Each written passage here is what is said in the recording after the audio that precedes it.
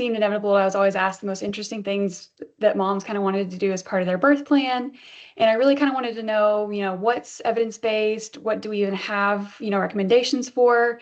And there's just so much out there that I kind of wanted to put it together and some hopeful, interesting things along the way. But without further ado, we'll get started. To start off with, I have nothing to disclose regarding this presentation. I have no stake in any part of this. I've got some cute kind of pictures throughout. But I thought this one was pretty good because, the things we like babies to do when they're bored, take a breath and scream. It would be helpful for us. But as far as kind of an overview of the different things that we're going to kind of talk about. So like I said, there's a lot to kind of cover here. I am going to do very much an overview, kind of like bird's eye view of most of these things, not go into too incredibly detail, just to give kind of a general understanding. Some of these y'all may be familiar with, some might be entirely new, but like I said, hopefully some interesting things we can learn along the way. And like I kind of started out with, there's some increase in these alternative birth practices over the recent years. Mommy Facebook, TikTok, word of mouth, things kind of spread through different avenues. And so I think it's, really important for us as newborn providers to be aware of some of these things so that we can, readily inform the families that are kind of requesting these things. And so, we're frequently asked, our opinion. And, if that's not the case, we're taking care of these babies after they're born. So we need to be aware of things as far as if there should be any changes to their evaluation or care after any of these practices are performed. And so that's kind of the importance behind this topic. I did use a few reports and articles to kind of help supplement a lot of the things I look into for this. So there was a really good clinical report from the AAP back in January of 2022, kind of going over some of these more infectious disease risks for some of these alternative practices. And so if you want kind of more of an in-depth review of kind of some of the things we're going to go over today, I highly recommend looking at this article. I also looked at, there was another really good one from the Journal of Pediatrics in 2023, kind of just of implications of some of these emerging practices as well. So again, definitely more in-depth discussion of a lot of things we're going to talk today. So if you guys are interested or anything like that, I would highly recommend checking out these two articles. But without further ado, we'll kind of get started. Our first topic that we're going to discuss is over water immersion for labor and delivery. And so this is where, moms are immersed into warm water, specifically for the benefit of pain relief or pain control during the labor process. There are some instances that also use this through the delivery process as well. The incidence of water birth in the US is pretty low, less than 1%. You can see there 0.75. And overall, the number of births that are occurring outside of the hospital is still relatively low, about 1.5%. And those are, occurring in places like birthing centers, home, et cetera. These are the type of centers where this is happening more often as opposed to the hospital. However, there are more and more hospitals that are offering this option. One of the articles I looked at was referencing kind of a number about 10%. And so the hospital I actually did my fellowship training in San Antonio, this was a new thing when they had built their new women's and children's hospital. They had 2 labor and delivery rooms that had tubs kind of equipped in the corners. And so it was something that they were trying to get into as well, because they had noticed there was kind of an increased desire for that in the community. There is interesting use of this kind of even outside of the United States. It seems like there's places in Europe, like the UK and Sweden, where they use this much more frequently or much more commonly. And I found rates as high as 25 to 50% there. And so the idea is really, for the benefits of this, to do the immersion during the first stage of labor. And they found in various studies that it can reduce the use of regional anesthesia and actually decrease the duration of labor itself without posing risk to the neonate. The concern really comes when it crosses into that second stage of labor, because then we have concerns of infection for baby, aspiration of fluid, even cord avulsion in an environment where you wouldn't have the ability to readily manage those concerns. And so ACOG and AAP do recommend currently still against the use of water immersion beyond that first stage of labor, really trying to prioritize it in those moms that are low risk to help with pain control in the first stage. And so that currently is where the recommendations lie as far as those governing bodies.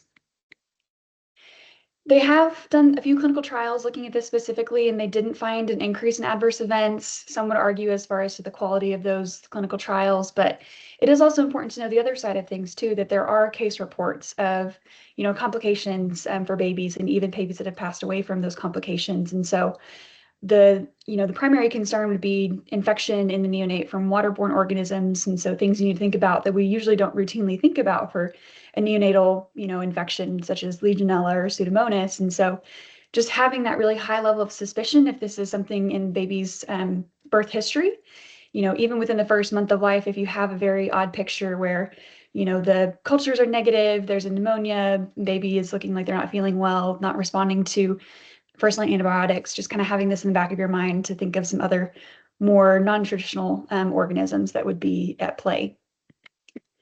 There aren't any universal guidelines regarding this practice. I think it's still kind of an emerging process. And so there are state level recommendations or public health guidelines just because of these various cases that have been reported. There was one back in Texas in 2014, unfortunately, a fatal case of legionellosis after a water birth with the home midwifery service. And they did some investigating, and there was concern on the cleaning practices of the bathing unit that they had brought to the delivery. And so there are some guidelines in place, but again, not any particular universal recommendations or guidelines. So just something to be aware of. So the next topic is vaginal seeding. And I have not come across this one before, but it is basically where they are wanting to inoculate the infant with mom's vaginal biome to help baby receive those benefits, even if they weren't delivered vaginally. And so they basically use either a cotton gauze or swab to collect the sample from mother and then kind of spread this over the baby, their mouth, their nose, their skin. And currently, the ACOG and AAP don't recommend this practice. It's still more in a research setting at this point. Reason for that is the data is still lacking concerning, does this change the risks and benefits for the babies that receive this? Are they receiving a larger inoculation of this bacteria than they would have if they were delivered vaginally? There's still kind of some research that needs to happen and further information that needs to be obtained to kind of know how to best deal with the repercussions of this practice. And definitely not recommended in premature infants. And especially if mom has any, pathogens in her history, there are strong recommendations against using it, things like GBS, HIV, HSV, and syphilis. We have, prevention strategies in place for these vertically transmitted infections. But again, we don't have the data. We don't really understand how those practices or how those risks to infant change based on the mechanism of that inoculation. Is there a difference between delivery through the vaginal canal versus, an inoculation artificially with this? And so there's just some concern that our current prevention strategies might not be effective in that instance. So just something to also keep in mind. There is the argument for this practice is for reasons to benefit the infant's microbiome. We do have information that, vaginal delivery does inoculate the infant with mom's microbiome. And there's concerns, from a cesarean delivery that you're not getting that potential benefit. There are studies that have kind of looked into this, and it seems that there are some other factors that are more important or kind of play a more significant role. The gestational age the baby's born at, kind of how long they were in the hospital, exposed to other potential microbes. If they'd received antibiotics, kind of what that's doing to their own innate microbiome. And then, most importantly, or you could argue most importantly, the home environment, the environment the baby's going to be in for a longer period of time as far as what they're exposed to. And so there's actually another really good way if the family is really requesting wanting to benefit the baby in this way. We can definitely recommend breastfeeding. Breastfeeding is an amazing way to provide positive exposure to the maternal microbiome, regardless of how baby's delivered. And so they had done a study where they found just the reception of human milk. You get about 28% of moms, or that provides 28% of the infant's microbiome is coming from human milk. And then also if you're feeding specifically at the breast, you get an additional 10% from that exposure to the maternal areolar skin. And so definitely something as far as breastfeeding, skin to skin contact are very, very, very strongly supported by the AAP. So something positive that we can recommend to families as an alternative if they are requesting this practice. So things to keep in mind for an infant, if they're asymptomatic, you really kind of just don't need to do any specific evaluations. But if mom or baby should become symptomatic, kind of having an evaluation concern for sepsis and considering that they have the same exposure risks should they have been delivered vaginally. Um, and the next one is probably one of the most interesting ones I've come across, and I've had a few in fellowship where this was a request from the family and some good conversations that have happened. But this is umbilical non-severance, or another way you may have heard it described is lotus birth. And this is where families are requesting for the umbilical cord and placenta to remain attached until there is spontaneous cord detachment within those first 3 to 10 days of life. And so the way they are able to do this is they use preservatives and salting to kind of dry out the placental tissues in the cord. And the kind of thought process is it's more of a non-violent method as opposed to cord clamping and cord cutting. There aren't any formal recommendations from any of the medical organizations regarding this practice. I think it's still relatively rare, at least in my own experience. There's also no clear evidence-based benefit to date. The various articles I looked at kind of talked about how, as providers, we need to be aware as far as the family's, thoughts regarding the placenta. And so making sure that, it's understood that while they might think of this as a kind of a positive, non-violent way of kind of, quote, naturally letting things happen, there are other things to keep in mind. And the biggest concern we have as medical providers for these neonates is once the blood flow ceases in the placenta, lack of blood flow leads to necrotic tissue. And we all know necrotic tissue is the perfect breeding ground for bacteria. And so that's just something that would be very concerning for us to be exposing baby to. And it's not just the bacteria from mom's GU tract. There's also, whoever's handling the placenta, the surrounding environment. Even though there are, protocols or kits or different things to help in this process, those preservatives, the salt, the cloth wrappings, those can also be contaminated as well. And so definitely a concerning risk to infants. And they have had some case reports of early onset sepsis, and from various species, you can see their coag-negative staph. There was a case report of neonatal endocarditis from a staph species that I will not attempt to pronounce, and then also omphalitis as well. Interestingly enough, there aren't any case reports of late onset sepsis, but just something to keep in mind should this be something you come across. Really, if you are able to send a sample of that placental tissue, that could help potentially identify infections, and keeping in mind kind of having more broader antibiotic coverage for the concern of what pathogens they may have been exposed to. So, thinking of things adding like vancomycin for the staph species or anaerobic antimicrobial coverage as well. You're waiting for culture results. So again, definitely something that's more rare, but people are asking about it. At this point, the recommendation is against it just for the significant concerns towards the baby, but there's no, quote, formal governing body recommendations about this practice just yet. And the next one that has to do with the placenta as well is placenta phagy. So you may have come across this. I feel like this is one of the more common ones in this list of things we're going to discuss today that I've come across. This is the practice of consuming the placenta. For reported benefits, there's lots of different things online and by word of mouth as far as the benefits of this. And so, there's things like decreased postpartum depression, helping your milk supply, reducing your postpartum pain and bleeding and kind of easing that transition, also helping with increased energy. Interestingly enough, I did find that this was actually a common practice for many, many years in China, dating back even over 2,000 years. And so there is various ways of going about this process, but the most common way that families or that mothers elect to do this is they send the placenta off to a company that steams, dehydrates, and kind of grinds it down into a powder that they can then encapsulate, that moms can basically take those pills.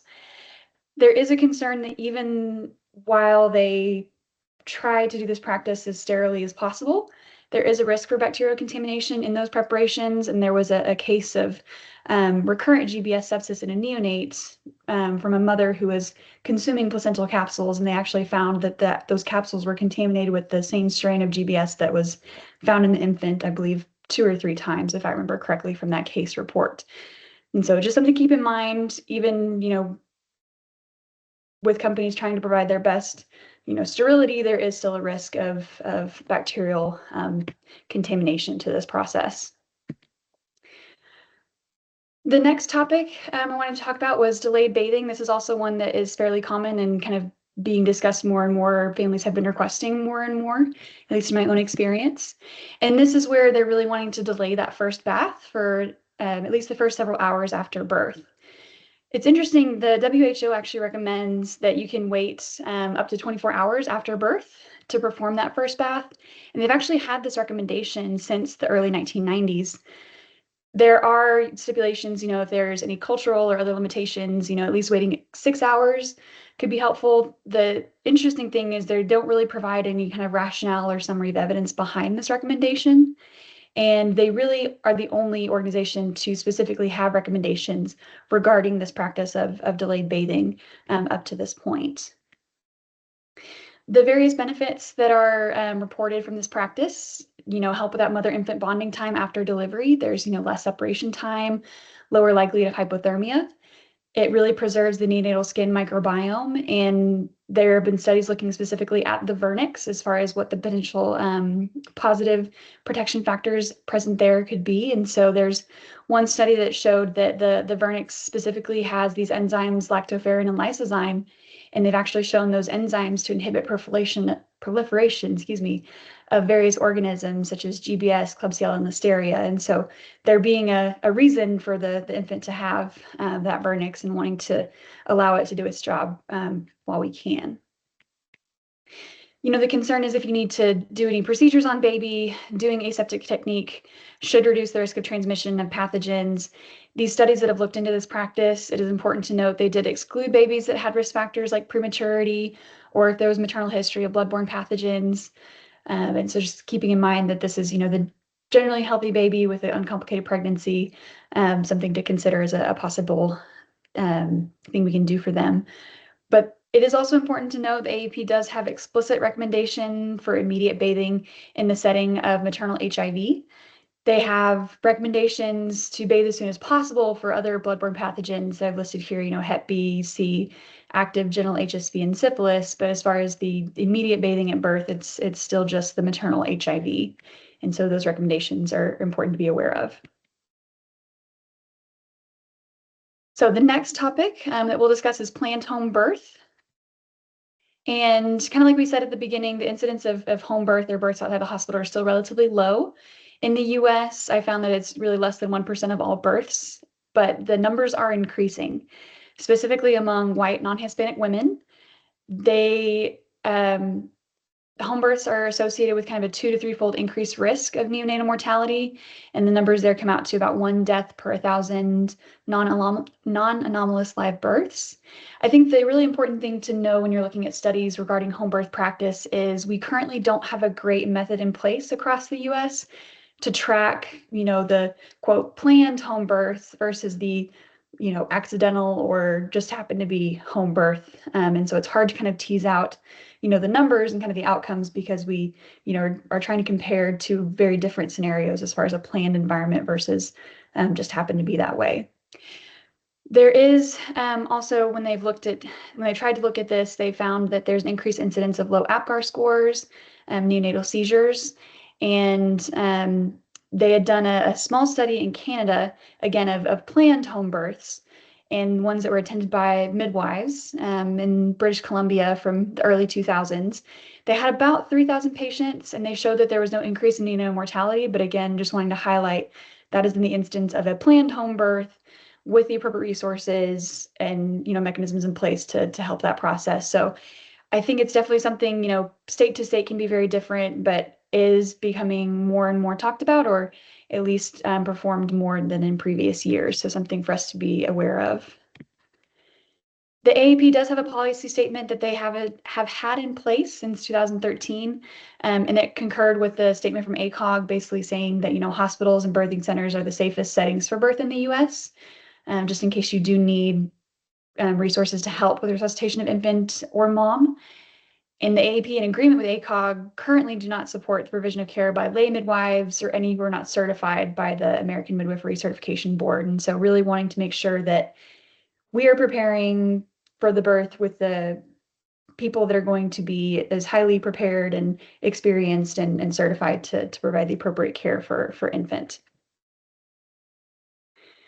This was a table I had taken from an article I had found, again, from kind of that British Columbia research study of home birth. And so they have a very specific set of criteria as far as who is a candidate for this practice. And again, trying to do it in those moms that are considered as low risk as possible, not having any pre-existing maternal disease, no disease during the pregnancy, one baby that's cephalic, term gestation, but not post dates, labor that's already happened spontaneously or induced outpatient, and making sure that, again, there at the bottom, you can see the systems needed to support, making sure they have the appropriate expertise there at home to be ready to intervene should it be required.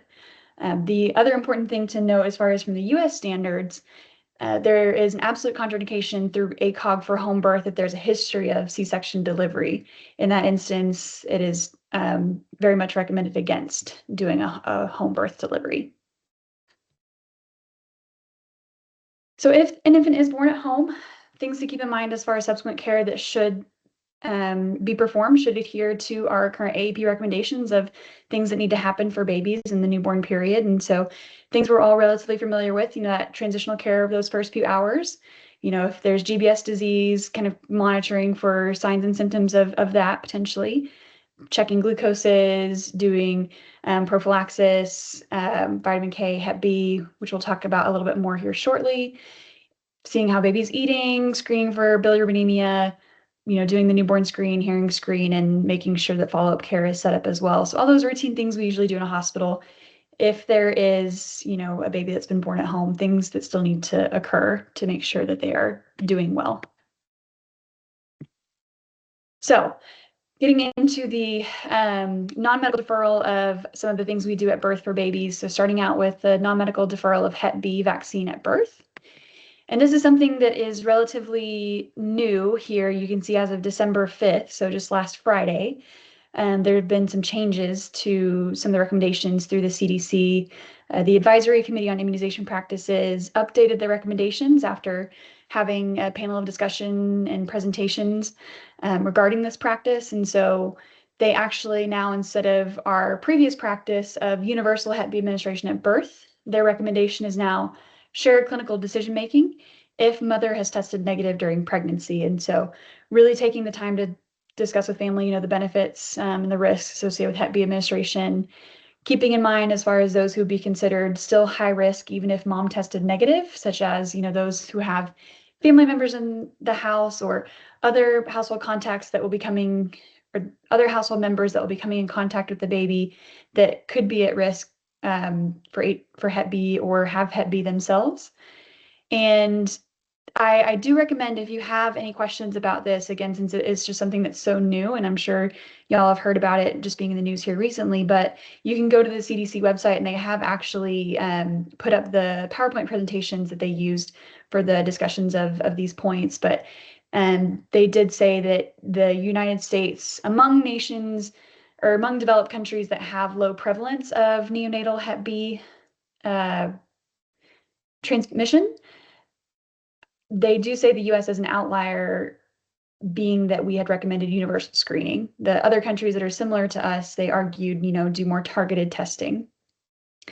They also referenced a 2019 study that showed that the majority of Hep B positive mothers were non-US born women, and overall in pregnancy, only about 0.5 of women do test positive. And so kind of the argument for that more targeted screening. And some of the other things they talked about were that our practices overall, kind of the highest risk of Hep B was, transfusion related. And since we've done a good job of, improving our blood screening practices, that those rates have gone significantly down. And so there's just lots of good discussion, I think, about this. I don't exactly know which way it'll remain. I think there's lots of, thoughts on both sides. And so I have some information just about the Hep B vaccine at birth just to discuss as well. So that single dose within 24 hours is about 75 to 90% effective at preventing that vertical transmission. There are an estimated about 1,000 new cases of perinatally acquired Hep B in the US every year. Again, the vast majority of those Hep B positive mothers are ones that were not caught in time. If mom is Hep B surface antigen positive, but E antigen negative, there's still a risk to baby, about a 5 to 20% risk of transmission. However, the highest risk is if mom has that E antigen positivity, then that risk increases to 90%. And 90% of those infected infants will go on to have chronic infection. And so that's kind of the argument from the other side as far as really wanting to try and prevent that risk for chronic infection with this immunization at birth. And so, again, the argument being that it provided that safety net of prevention. There's various situations, where we don't have mom's records, they're incomplete, misinterpreted, or falsely negative. And some of the references I looked at quoted, low risk is not the same as no risk. Again, I think it's important to realize that they're not recommending necessarily against this practice. It's just informed decision making. And I think the medical community at large would still feel that this is an important thing to perform for our infants. Getting into the deferral of the ocular prophylaxis, this specifically is trying to prevent that gonorrhea eye infection in infants. And so that conjunctivitis in the first month of life, lots of different things that could cause it. But we know specifically that Neisseria can lead to significant concerns of corneal scarring and blindness. And the rate, thankfully, is pretty low of gonococcal conjunctivitis. Infants less than 12 months, it's about 0.4 cases per 100,000 live births. And really the rate is directly related to the rates of gonorrhea in the sexually active persons of that community. And so rates obviously, understandably, being highest in those under 24 years old. If mom is infected and not adequately treated, the transmission rate for baby who does not receive the eye prophylaxis is about 30 to 50%. And then if infant does become infected, about 20% of those will go on to develop the corneal involvement, and the subsequent 3% will be blind. So even though it is pretty rare, there can be some pretty severe ramifications of that infection. Currently, we use 0.5% erythromycin ointment for prophylaxis due to its effectiveness and lack of severe harm or side effects. Most states in the US do require this eye prophylaxis by law. And so in Texas specifically, I had found that it's actually a Class B misdemeanor for failing to apply the prophylaxis within 2 hours of birth, unless it's due to an objection from the family. And so just again, important to have that documentation in the chart if they do refuse this. Canada, again, has kind of a different practice than we do. And so the Canadian Pediatric Society years back had kind of advocated against using routine ocular prophylaxis. They felt that this recommendation was more from the pre-antibiotic era where we were using silver nitrate for our eye prophylaxis. They argue that the vast use of erythromycin is leading to increased resistance, and the erythromycin itself is not effective for another cause of conjunctivitis, which is chlamydia. It really only treats the gonorrheal conjunctivitis. And the erythromycin eye ointment can cause some mild eye irritation. It can interrupt that parent-infant bonding time. And they felt it was more important to focus on prenatal screening and treatment of mothers to prevent the infection of infants. And since they've kind of changed this practice, they have had no reported increase in cases of ophthalmia neonatorium or blindness in the countries that have switched from universal prophylaxis to targeted prevention. So if parents do refuse ocular prophylaxis, kind of discussion of risk factors or evaluation of risk factors for mom should be performed, and kind of discussion with family as far as things to keep in mind should baby start to develop symptoms after going home. That discussion should be had with the family. And then vitamin K, which seems to also be more and more common these days as far as refusal or deferral of that. So we know the vitamin K is an essential factor for optimal activity of our clotting factors, such as 2, 7, 9, and 10. And having inadequate levels of these can lead to coagulopathy and bleeding. We know that newborns are deficient in vitamin K because the placenta does not do a good job of transferring vitamin K across to baby. And there's not really great quantities of this available in breast milk. There are a lot of places that do use oral vitamin K. Europe specifically likes to use oral vitamin K.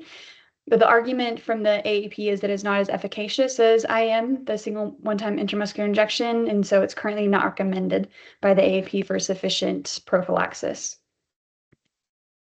So the concern, the reason why we want to give the vitamin K is we want to prevent vitamin K deficiency bleeding. And so there's two types of that. And so there's early vitamin K deficiency bleeding, which happens in the first week of life.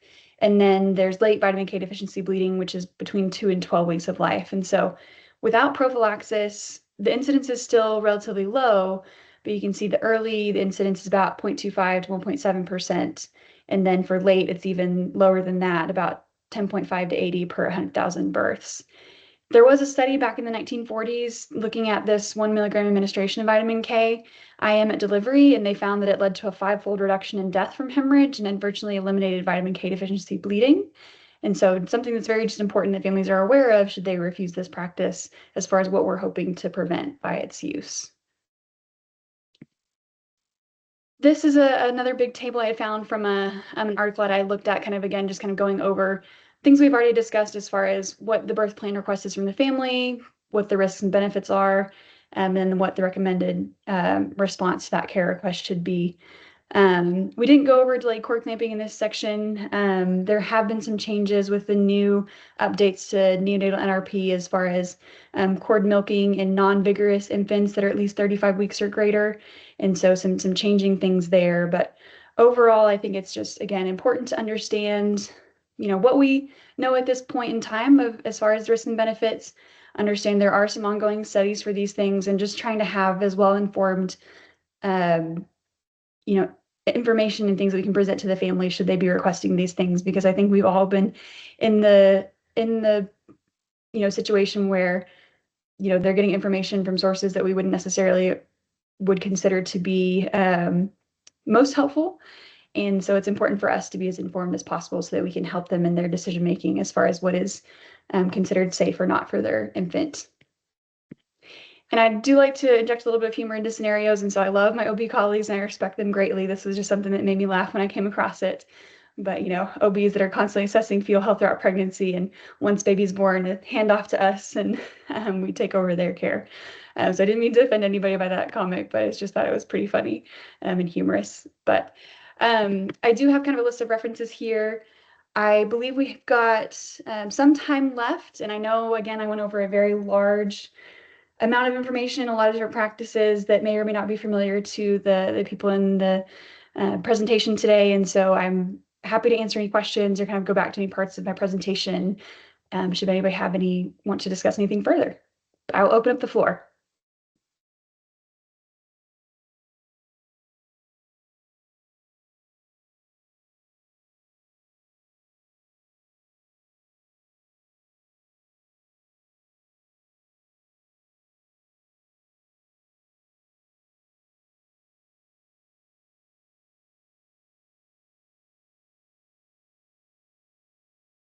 Have y'all currently changed your practice since last week's recommendation?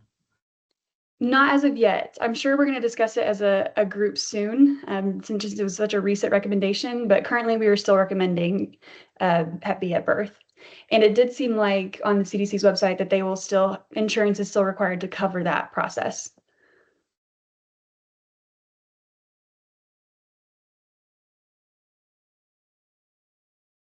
I don't imagine we're going to change our recommendation, but we haven't formally discussed it as a group just yet.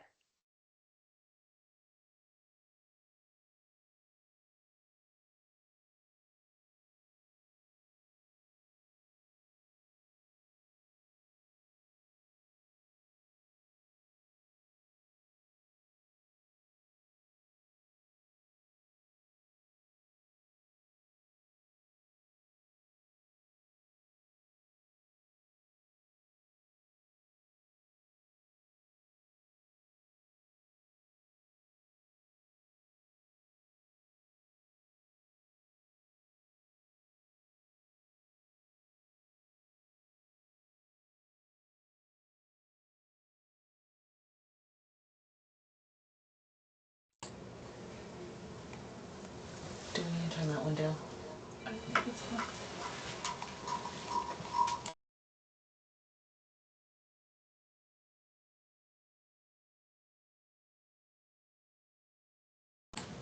Okay, guys, so that completes this session. Kelsey went ahead and put inside the chat the evaluation form. So So if you guys will get that complete, we'll send you over your CE credits. We also wanted to remind y'all that if y'all do have the monthly regional education scheduled out for next year, you can go ahead and remove those. We'll send out another reminder because we will be moving the regional education to quarterly. So if that are all of the questions, I think we're done here. Thank you so much, Dr. King. Thank you all so much.